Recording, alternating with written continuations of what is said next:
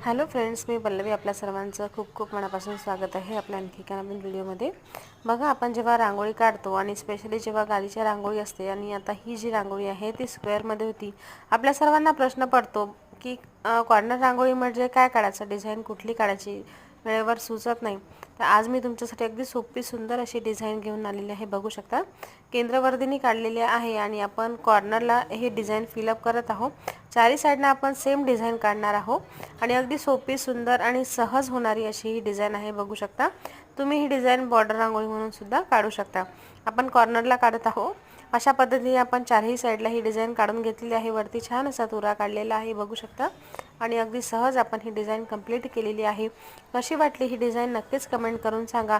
Video आवडल्यास व्हिडिओला like करा, शेअर करा आणि चॅनलला सबस्क्राईब करायला विसरू नका. पुन्हा भेटूया अशाच एका छानशा नवीन व्हिडिओसोबत.